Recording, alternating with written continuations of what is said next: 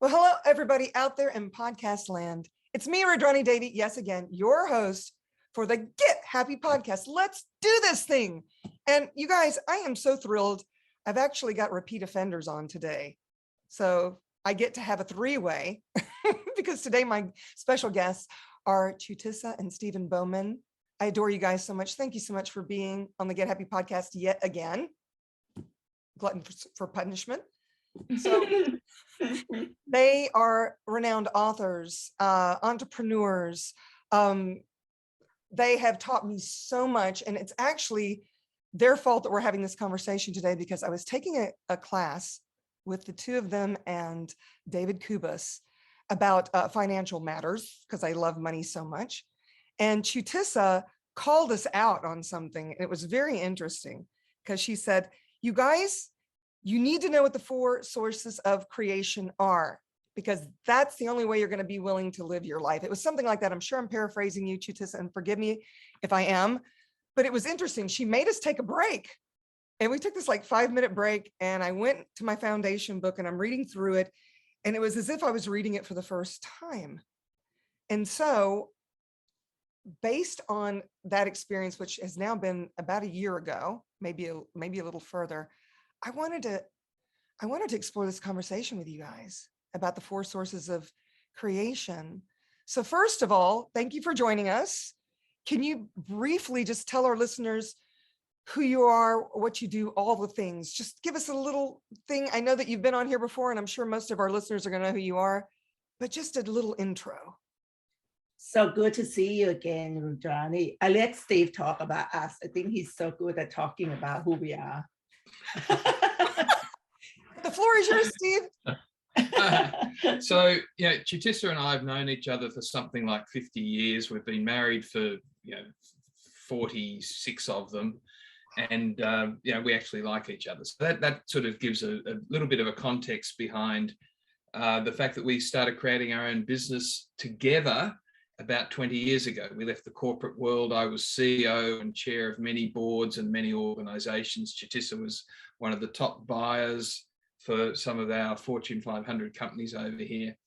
And one day we just looked at each other and said, you know what, let's do this together. We actually enjoy this. And then we started from zero again, zero money, zero clients, zero earning. And we built that up over the last 20 years to where we're one of the largest. We've got 7 businesses now globally around the world, of which one of them is a consulting business to boards and CEOs globally, which is probably one of the bigger ones in the Southern Hemisphere in terms of what we do, and a whole range of other things, share trading business and some property business and a range of other things.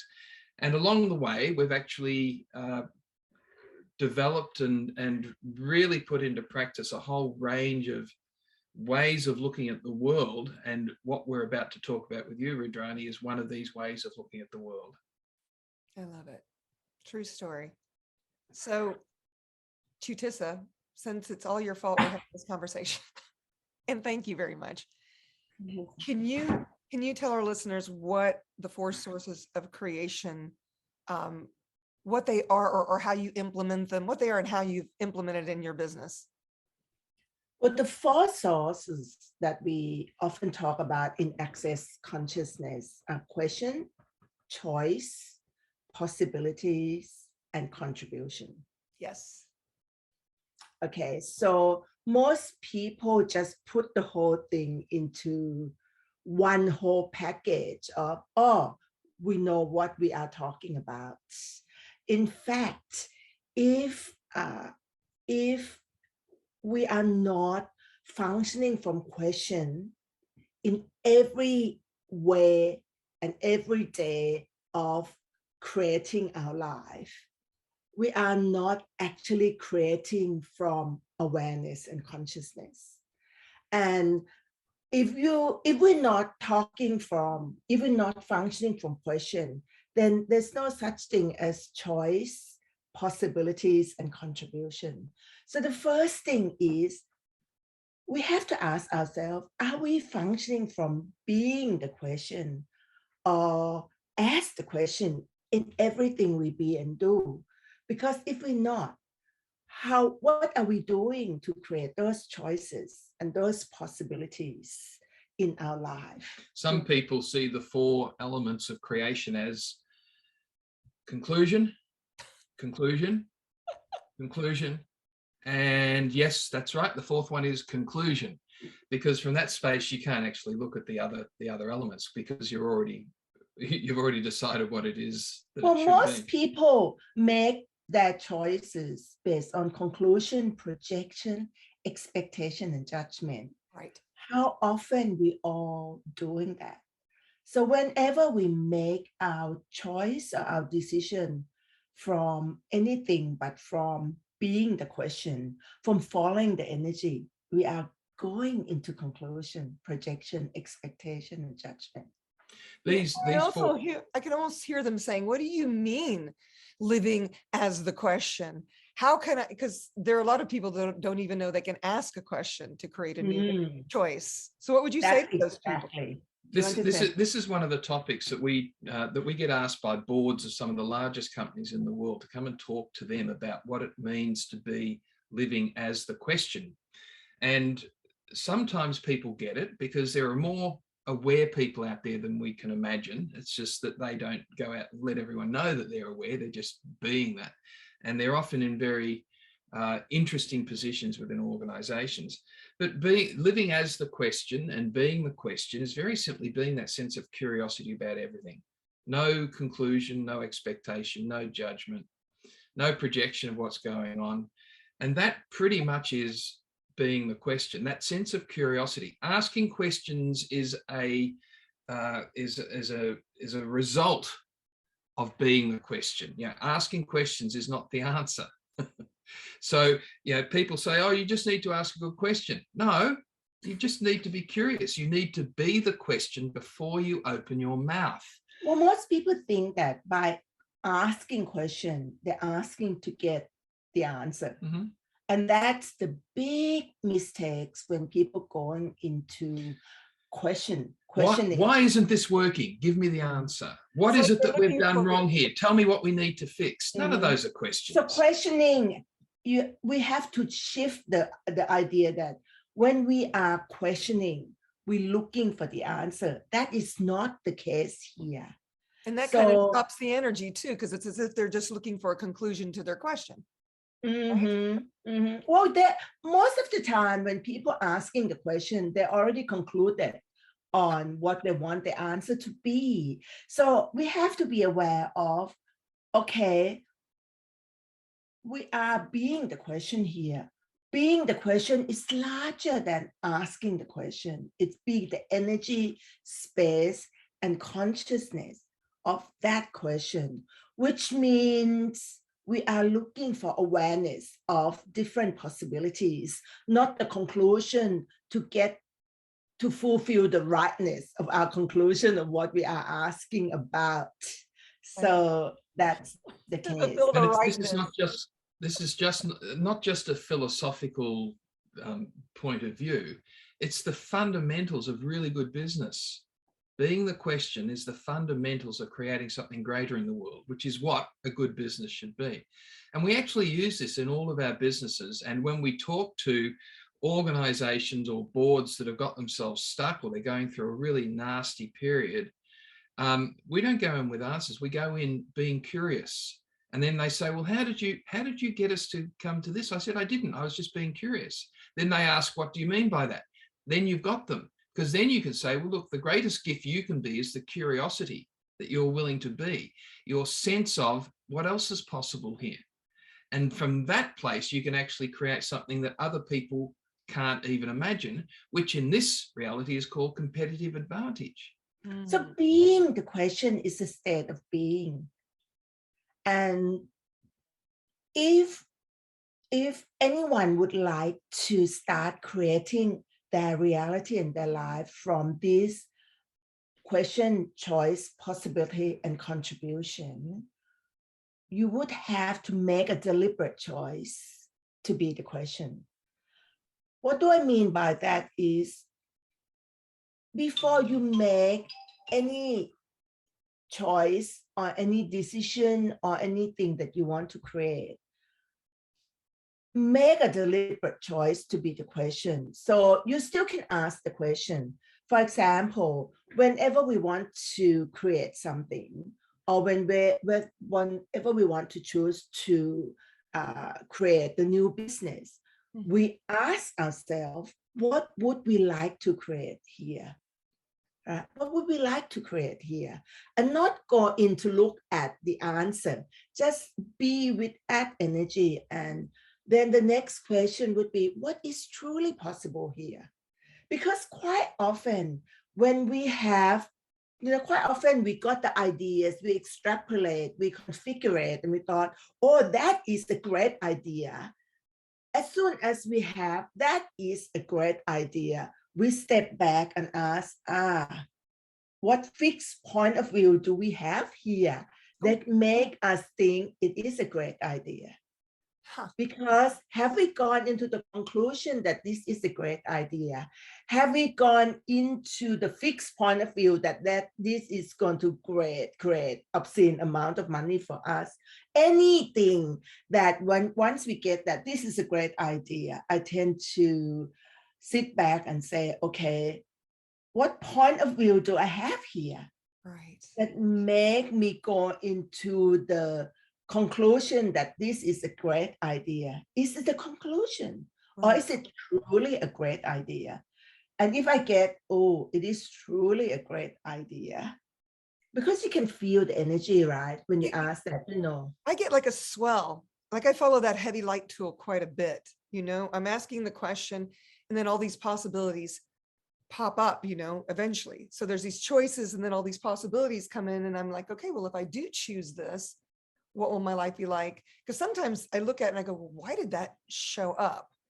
All these choices pop up. But if there's like this heart swell or something and I lean into the energy of it, then I find that oddly something just plops in and then I can ask more questions. But I know what you mean, because sometimes it comes in and you're going, oh, that's what I was asking for.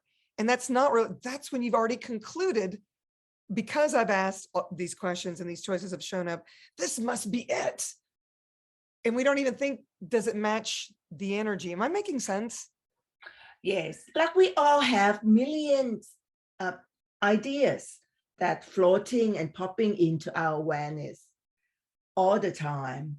And sometimes I get so excited and then about something and I thought, is it truly lightness from excitement, or is it something that I'm projecting here? It's almost like conclusion, projection, expectation, and judgment tend to seep in all the time. Because of our awareness, we can actually receive other people's conclusion, projection, and judgment. And sometimes even the excitement of what we want to create, it doesn't even belong to us.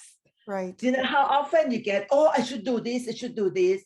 And then it's someone else's. Someone else's excitement. It doesn't actually apply to us, and it doesn't actually expand our agenda to do it. So that is a key question, that even though sometimes people said, oh, it's exciting and excitement, obviously it's light, obviously it's something for us to do, but I have to be willing to see that I am very aware of picking up other people's energy. I'm very aware at picking up other people's excitement. And I have to actually ask, is this mine or is it someone else? And sometimes I thought, wow, this excitement is not mine. Like, I'm excited about doing a cooking show and I don't like cooking. So you know, that one's an obvious one. What do you do? I love that we're having this conversation, because that's an obvious one. You probably picked up on me because I love cooking. Yes, exactly. Never make it to Nashville, I'm happy to cook for you, but it'll be Italian food. It won't be chicken and grits and all that stuff. But so tell our listeners, okay, so let's say you get excited about a cooking show and you know that that's not something that you would want to do, and you're like, okay, am I supposed to look at that? And I'm being a little crazy when I'm going to that space, but how do you discern? I mean, I love the tool, who does this belong to? What if the energy is so close to that excitement you normally have? Is that tool where you two both go, or how do you navigate that? So I have to say, I love watching cooking show. Not all cooking show, some cooking show I love watching. And and I know that that is not my gift and it's not the joy of being when I cook, because that's not the choice I would make. I'd rather do something else. Sure. And I know I can cook really well, but She's one of the world's best cooks, but she just doesn't like it. but it just doesn't give me joy to cook, right? Like you do, Rudrani, and I can tell you have a joy of cooking. really I do. can cook, and I will cook as essential that I have to do, not because I can't. You know, when you watch all those TV show, like I don't know whether you get it in US, the Jamie Oliver, Oh, I know who he is. or any of those, and I look at them, I thought, wow, they have so much joy of cooking. I don't have, and that's when I know that the energy is. When I look at those people cooking, you can feel the exuberant expression of life when they're doing it. And using Jamie Oliver, if you've never seen it, he will cook, and every single thing he does on his cooking show is full of joy. And the way he just sprinkle leaves of lettuce on the board, it's create this wonderful artwork. And when I go and sprinkle lettuce on the board, it looks like I just throw lettuce on the board. You know, so those are the kind of things that you know what is give you joy and whatnot. And I know that if I truly want to create that, I have to work really hard to be that. So basically, I would ask first, would this expand my agenda? Because agenda is something that we all come here to create, but we don't really remember. Yeah. You know, like most people say, what is your purpose? Here, it's a big word. Everyone say, what is your purpose? But to me, it's all about, you know, Gary often talked about it before, about what is your agenda?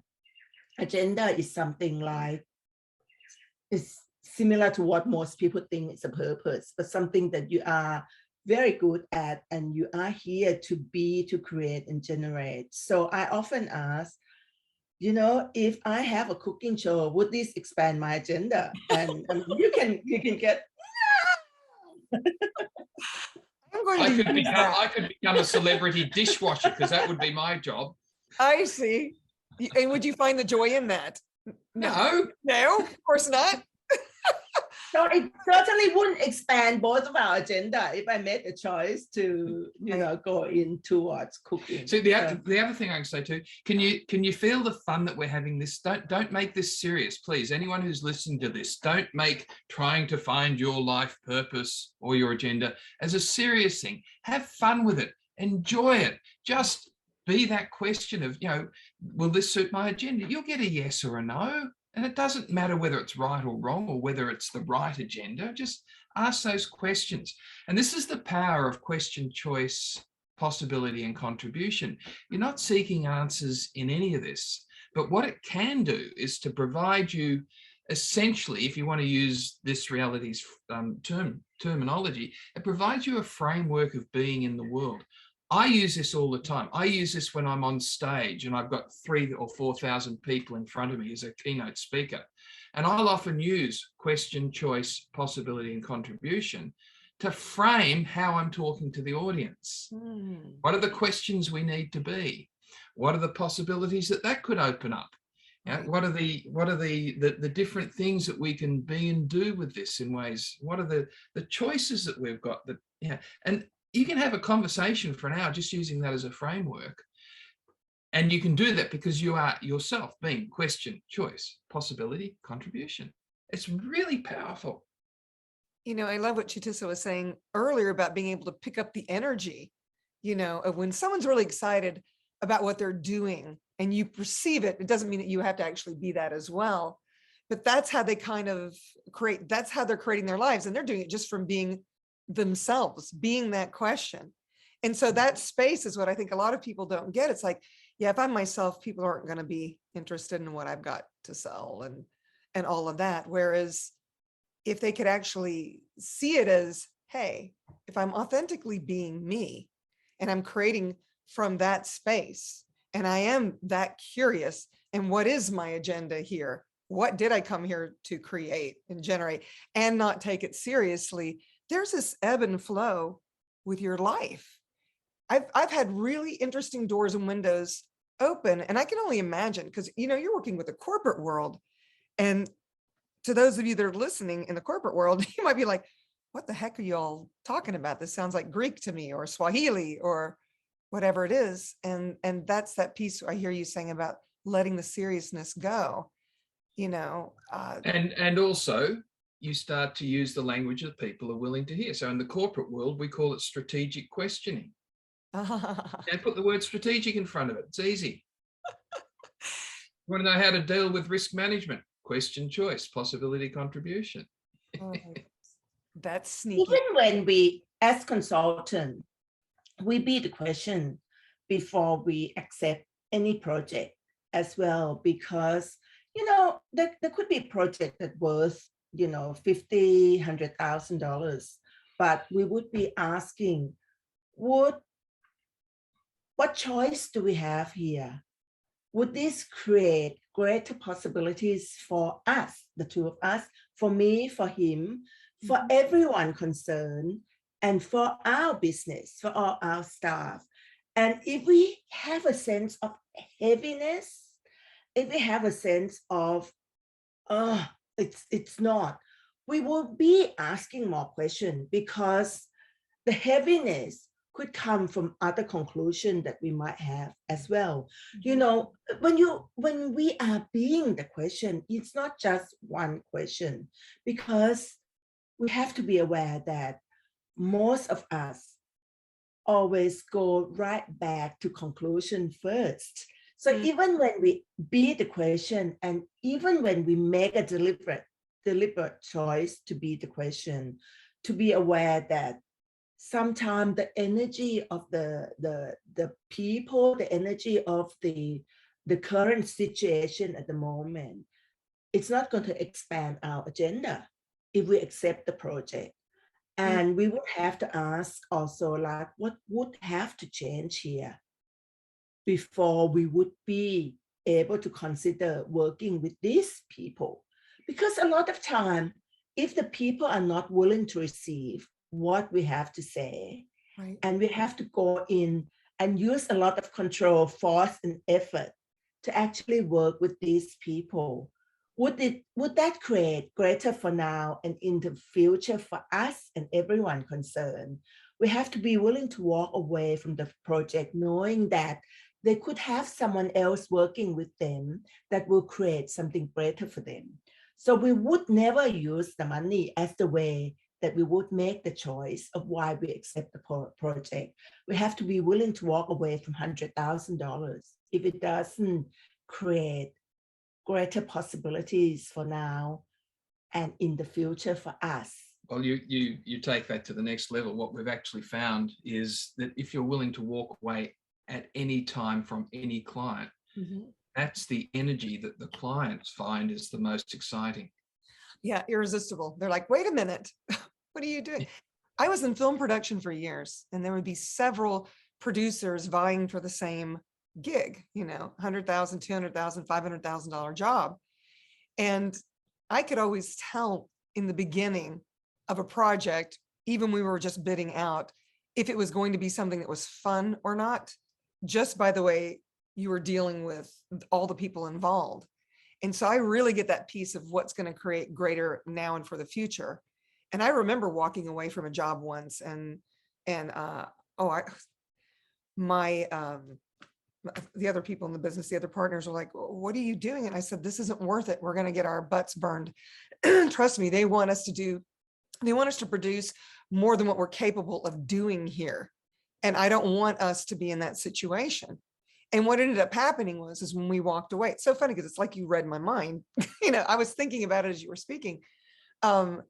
We walk away, and because we walk away, they're kind of coming after us even more. And I'm like, I can't do what you're asking me to do for this budget. You're not going to be happy. I'm not going to be happy. So they went with another company. And what ended up happening was they fired the company, and they did come back to us, and we reworked things, and they were like, you were right. And not that I wanted to be right or wrong, but it's that psychic sensibility, in a sense, where you were talking about if you feel heavy or contracted, and I just knew that we couldn't produce what they were asking for. It's like the champagne taste with the beer budget kind of analogy, if you will. But I love that it's got being willing to walk away from it, and that was the first time At any time, not Yep. just at the beginning. The willingness to walk away at any time. Right. Doesn't mean you have to walk away, but your willingness to, the willingness to be anything that's required. I would like to add that to Rudrani, that when we are being the question, the awareness we get in that 10 seconds doesn't mean it's fixed forever and ever. So it is crucial to recognize that if you be the question and follow the energy, it's important to follow the energy of yes, no, lightness, expand your agenda, like everyone have their own way of following the energy. And so first thing to recognize that if you ask about would this create greater for us and everyone concerned now, and you get a no and a heaviness, doesn't mean that it's going to be a no and heaviness in an hour time, because there's so many things can transpire that can change and can do to create something different. For us to even say no can create something different for the next time we ask the question again. It's create yes. For example, I do share trading, option trading every morning from here when I'm in Australia, but I'm doing New York Stock Exchange, so which means I have to wake up at 4:30 in the morning. I was gonna say, I know. that makes you happy. There's your joy. It makes me happy, right? I mean, to get up at 4:30 and not because of money, but there's so many possibilities open up for me. Number one, I can actually play with these two question, choice, possibility, and contribution, because it's the only thing that allow us to expand and grow our financial reality. Can you imagine doing option trading and don't function from question, choice, possibility, and contribution? How much harder it would be. I would just like you all to tap into the energy that for me to have that so much joy waking up at 4:30 a.m. in the morning to trade New York Stock Exchange, and then using these two, how much lightness, how much more space do I have in my universe? Even when everyone else is panicking, which is what's been happening over the last couple of weeks. Everyone else is panicking. She's question, choice, possibility, and contribution. And it's like watching the magic rabbit being pulled out of the hat time after time after time after time. But without that being a conclusion, it's just an observation of what's actually going on. Yeah, people often ask me, how are you coping without so much stress during these last 2 years trading in stock exchange, New York Stock Exchange? And I said, I don't trade for result. I invest and trade for possibilities. So that's a start, that if I'm trading purely for result, to make money, to make more money, to get more money, I would be stressed. But I am, right?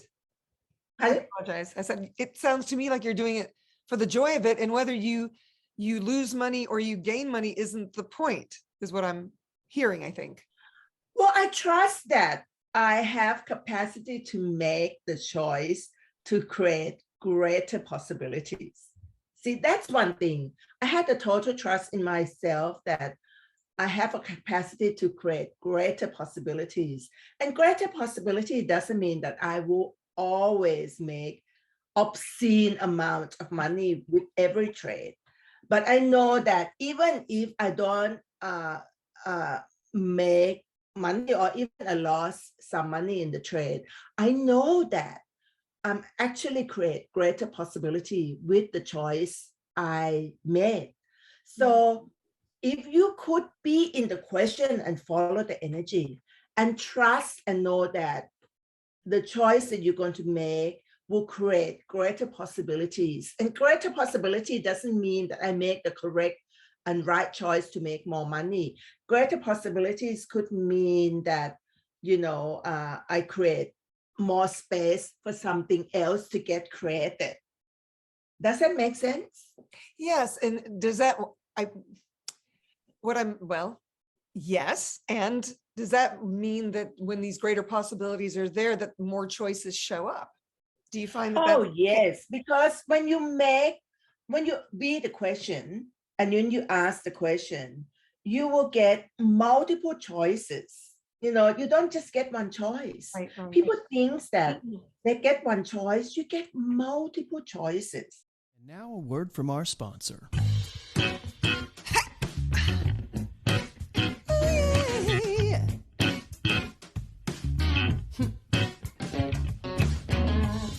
Feeling a little funky? Devi Essentials Pure Oil Blends can maximize your inner balance. These 100% pure oil blends are designed to vibrationally open up the channels within the physical and multi-dimensional bodies. Your body. So if you're trying to find your groove, let these pure essential oil blends work for you. For more information, go to rudranidevi.com. That's RUDRANIDEVI.com. All of the possibilities are already in existence. It's just how we filter them. Because the universe is an infinite place, and there's infinite amounts of possibilities. And also we have infinite choice as well. So how crazy to think that one choice creates one result. That's ludicrous. Can you explain the filtering part? Because my body just went, what is that? So there's these multiple possibilities, and it's the way you filter them. So can you just speak a little about that? And the filtering is done through the points of view that you take on the world. The filtering is the points of view that you take in that 10 seconds. The filtering is you deciding that creating from the past is the only way to create. Right. One of the greatest things that we talk about that the filter could be that you think that you only have one choice. That is a huge filter, because we're trying to find the right choice. Exactly. They're looking for the right choice. And this is a great thing for people to get the difference between choice and decision. Most people think you've got to decide something, which therefore means in the back of your mind, all of the filters come in that, well, once I've decided, then I have to stick with it because it's already a decision. Right. And if I stick with it and it's going to be forever and ever and ever, I better make sure I make the right decision. So I'll just take an awful long time to do that and amass a whole lot of useless information. And then I'll decide. And then all of a sudden, things have changed since then. Things change every second. If you know that you're there just to make a choice, it has no attachment to that choice. When should a choice change? When it doesn't work for you. It's really that simple. Right. True story. And that's where the contribution comes in. You got it. Absolutely. I mean, for example, like in every morning, I will be the question about what choice do I have here? When I look at the screen with all the trading I have, I don't go into the conclusion that I need to take any action at the moment, because someday, I don't know whether you know how Tesla is at the moment. It's 1 minute it can go boom, next minute it's go down, next minute it's go sideways. It depends on. And then Elon sends another tweet out and everyone blows up. Yeah. So I made the choice to do option on Tesla because it's fun for me, because it's never boring.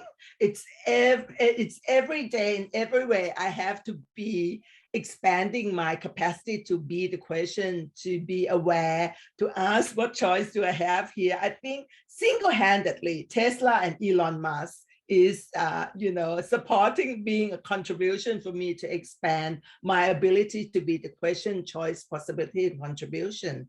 Because some morning Like I wake up at 4:30, but the stock market already been trading all along for a few For about hours, 6 hours, 6 hours before I wake up. And during the middle of the night, sometime I was tossing and turning. I knew that there is certain energy in New York that asked me to, get up and look at what's going on here. I have to be willing to look at it and say, okay. Stock market is talking to Chutisa, you guys. Did you pick up on the stock market wakes her up in the middle of the night? She's restless. It's saying, exactly please right. get up.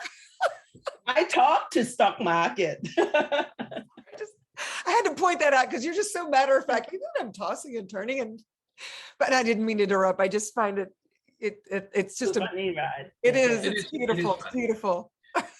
While Steve's sleeping soundly in bed because he doesn't make that choice. I provide immense moral support for her willingness to get up at 4:30 in the morning. That's her I little don't try and head. stop that at all. But I can only imagine with Tesla, you're tossing and turning. So there are some days, mornings when you wake up and you see the activity and it's going downhill. And then other times it's coming up. And so I can only imagine tapping into that energy, the capacities that you are, I don't know, this muscle you're building as far as that creation show. One of the first muscles she's built is to know that it is neither good nor bad. If it's No. going down, it doesn't mean it's bad. It just is going down. If it's going up, it doesn't mean it's good. It just is. And Right. so therefore, what question do I need to be here? What choices have I got available to me? See how this works? Yes. What are the possibilities that opens up for me in this 10 seconds? And then what contribution can they and I be to actually create something even greater? And it's done like that. But first, I would have to deliberately stop myself from going into the judgment of right or wrong, good or bad, because, you could wake up and the whole stock market tanked. My favorite story in this is probably about 3 years ago when there was a major downturn in the stock market. 2 years ago when Was it only 2? The pandemic strike, remember? Yeah, well, It feels like it's been 10 years, but it's really only been about 2. Chutisa, the stock market had gone down, and Chutisa the woke pandemic, the first 2 months of pandemic. Chutisa woke me up. The first time ever. She woke me up and she said, "Darling, can you come and sit with me? I want to have 20 minutes of meltdown with you, please." I said 5 minutes. No, it was about 3. And she went into She a little indulged in meltdown. this. Yeah, there's 3 minutes, but she allowed herself that. Yeah. And then question, choice, possibility, and contribution kicked in. And I, to this day, remember that the meltdown was just amazing to see, because she was willing to receive all the energy of everyone else that were jumping out of windows and doing all sorts of things. She was willing to receive that information, and then question, choice, possibility, and contribution kicked in. She chose that. And then I was like I was watching a magician.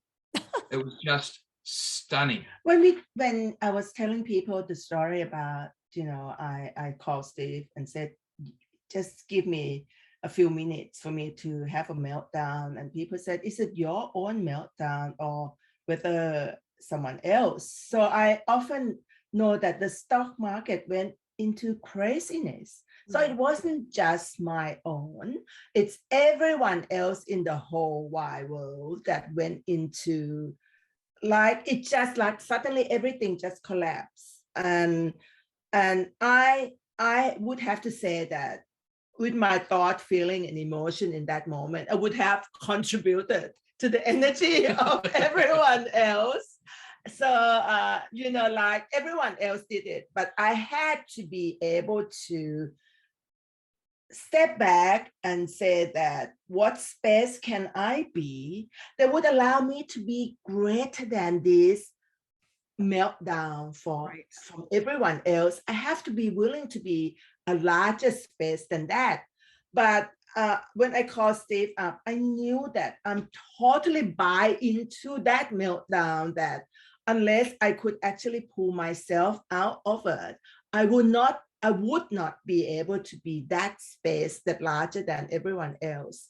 And I knew that I needed Steve's contribution to be with me because. And I had no point of view about it. And that I think was probably the greatest contribution because I had no point of view. We lose everything, fine. In that moment, we could fine. have lost everything. Mm. In that moment, Mhm. I just woke him up and said, the meltdown happened. In this moment in time, we could lose everything. So willingness to destroy and uncreate, and knowing that we can recreate and create it totally new is huge. But that moment, I still knew the energy that, okay, it wasn't all my meltdown, but I certainly was feeling it within myself as well. But I had 5 minutes of it. And then I was able to be the question about, so what choice do I have here? What choice do I have here? And that's where it started. She different? chose something differently. She chose to be different with it. Yeah, right. What contribution can I be? You can't even look at that unless you look at what question do I need to be? What choices do I have here? Let me choose something different at the moment. What are the possibilities that this creates? And then you can you feel the relaxing starting to happen? What are the possibilities that this creation? And then what contribution can I be? Now, it doesn't have to be linear. I'm not saying it's linear, but if you find yourself in a situation where you just don't know what to do yet, just remember choice, question, choice, possibility, contribution. And if you need to, just allow the energy of each of those to be part of you. Mm-hmm. What I loved is that you were, oh, sorry, Steve, I didn't mean to interrupt. No, and then ... Oh, got it. So what I love is that you were an allowance of that energy.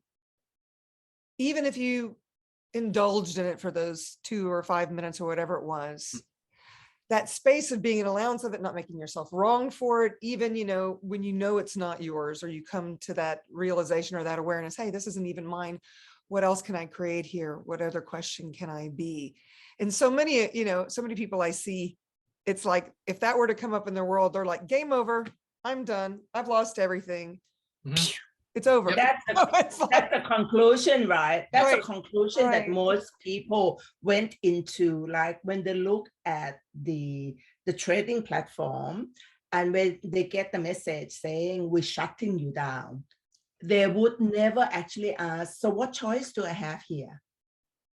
What can I be and do different that would allow me to change all of these? Yeah. Those are the 2 questions that I asked in that moment, because we got the message saying we're shutting you down unless you put in all of this money again. Huge amount of money within 3 days. We had to ask this question: what are different choices? What can we be and do to actually create something different here? Like you said, most people will say it's game over. I have no choice. I don't have any other choices. I just have to shut down.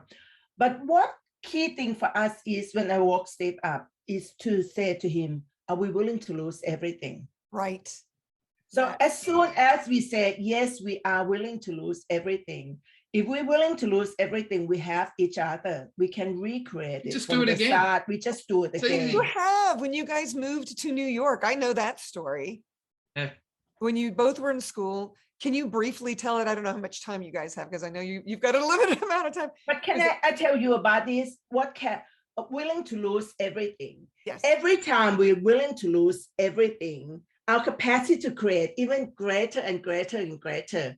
Like, for example, when we both left our corporate job, we both on 6-figure income combined, to come and actually build the business together from the ground zero. From no client, no income, we were willing to lose all of our income, all of our connection, all of our things that would allow us to create our business, right? So that one losing. So every time you're willing to lose something, let's say you're willing to lose $100,000. So as soon as you're willing to lose $100,000 and trust that you can actually make that back, or generate that back and more, your capacity to create and generate expand and expand. So the next time you're willing to lose again of $1 million, you know that you can create more and more again. So we know that every time Steve and I look at it and say, okay, like that time when at the beginning of pandemic, were we willing to lose everything? And that was a big everything. So once we said yes, we trust that we can be and do something different to create, then we know that our capacity to expand even more, but recognize it, we didn't have to actually say we had no choice, that we had to lose. We began to look at what can we be and do to It's where change all creation of that. started for us. Right. So we immediately contact New York and say, hey, we are in Australia. It is no way that we can be able to transfer money to put in it right now because it's nighttime in Australia, no one awake, no bank can help us, transfer money. So what can you do with us? What can you be and do different to give us time? We asked them questions. Right. So they gave us time. They said, okay, we understand, we just allow you to have more time. Whereas we could have concluded that what they said is what we thought they said, whereas in fact we asked them, we asked questions, and they totally blew us out of the water by doing all sorts of things for us. So if we hadn't asked the question, and if we hadn't been curious, we would have gone into conclusion and just waited for the sky to fall in. I love those 4 words that work. They work for me. Well, every time. I'm just going to say it. What else is possible? Or what else is possible here? Or what can we do differently here? Absolutely. And because when there's an impasse or whatever you want to call it, or they're saying it has to be done this way, I always throw that out, and you'd be amazed at the stories I could tell you about how it changes things exponentially, because at that point you throw it right back into their court. So I love that you even said that, and the willingness also. I remember teaching a money class. It was 10 days and then they wanted 10 more. It ended up being a 40-day money class, how to become money workshop. And it was this whole thing where most people, or this was my awareness anyway, are not willing to lose money. And they're not willing to have money, which is a weird thing, because a lot of people aren't even willing to have it. The minute they get it, they get rid of it. Or, or if they have it, I hope I'm making sense here. But this whole thing also about, number one, not being willing to have it. That to me was huge, and can you speak a little about that? Because I know you guys are the ones, the financial wizards. Having and getting are the two things that people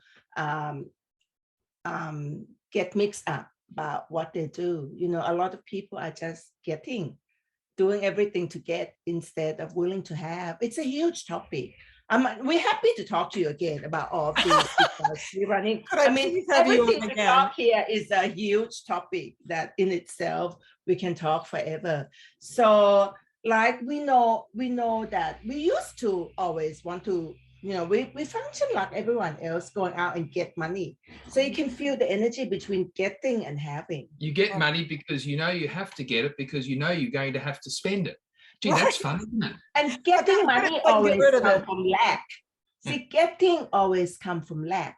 Having always comes from abundance about having. So first, just look at where are you, for people who's listening to this, where are you functioning from in terms of money and finance and wealth building?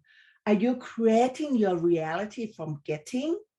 Are you creating your financial reality from getting by going out to work because you don't have? Therefore, you have to get and get and get.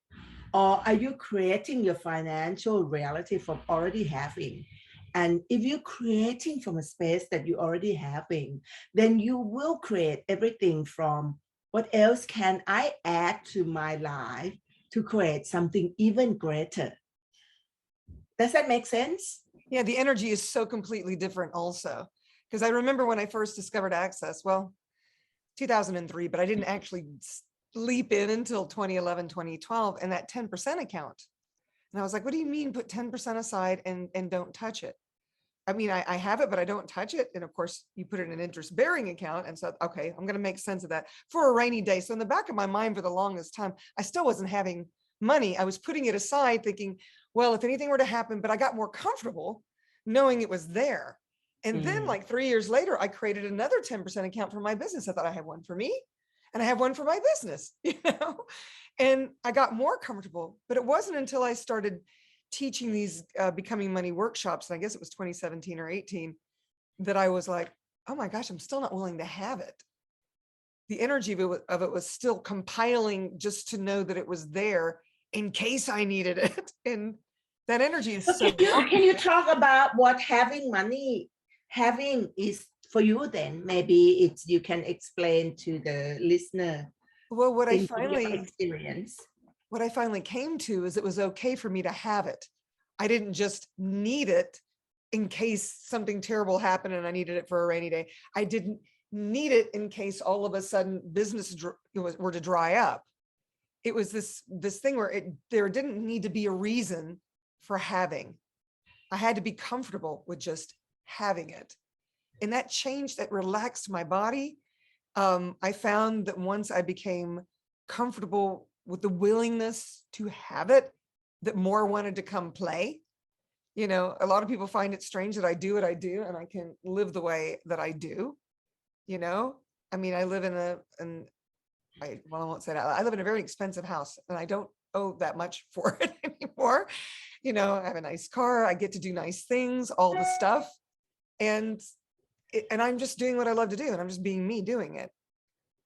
And I noticed that when that shifted, that's when it happened. I gutted my home and I lived in an apartment for a while and my income doubled that year. And, and I didn't have a house payment. I was, because it was paid for when I decided to do all the things that I did, but it made so much more sense to me because when I finally got comfortable with, okay, you know what? I don't require it for anything. I just am in that space of being willing to have it. And then I sort of became money, Yeah. It was and you describe it perfectly. And that's exactly the energy that you are being.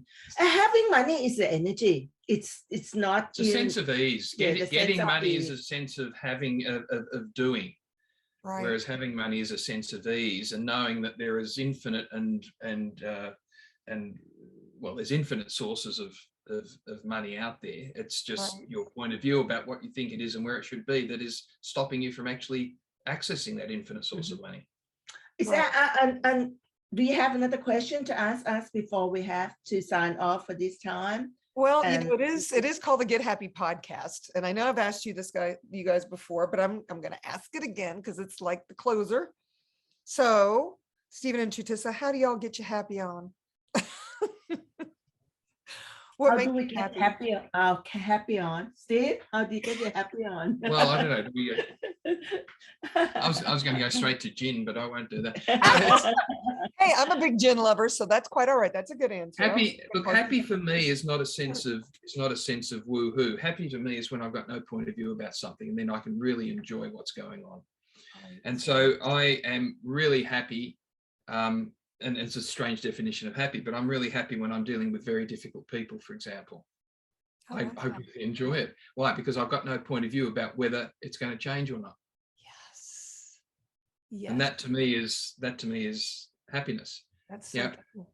Also, when I know that happiness is for me is when I know I can walk away. I can walk away from Chutisa tomorrow, but every 10 seconds I choose to be with her. That's happy.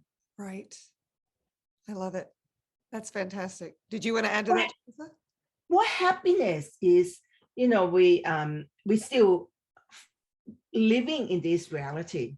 So what gives me the most joy and fun is creation. I love creation. And I said to Steve the other day that, I know that I enjoy creating whatever it is, not because I have to, but because it is fun for me, because it is just expand my universe, expand my agenda. Coming back again, what made me happy is doing and being and creating things that expand my agenda. And it's not it's not like, you know how there's a trend at the moment is to try to find your purpose. You don't need to know what your agenda is. You just have to know the energy of that agenda. What's fun for me? You know, I'm here to be, I know that I'm here to be the catalyst for different possibilities. That's my agenda. I don't know what that means. I don't know what I have to be and do to create that, but I know that anything that fun, anything that fit that energy of be the catalyst for different possibilities for me and for everyone concerned, I just do it. And that is bring the happiness to Sure, me. that's your joy. You're a joy bomb of magnitude, both of you. I adore you so much. The energy of just being in your space is so relaxing. So relaxing. And I appreciate Thank you that. for having us. Thank you. And let me make sure I get all your information so I can put it in the comments. If you guys enjoyed this this conversation, please share, please subscribe. And if you know of someone that this could really speak to, and I would love to have the Bowmans back to have further conversations if you guys are open for that. And thank you so much for being my guests, really and truly. Thank you. My pleasure. Thank you. So much fun. Bye, Thank everyone. you. Bye. Till Bye. next time. Ciao, ciao for now. Bye.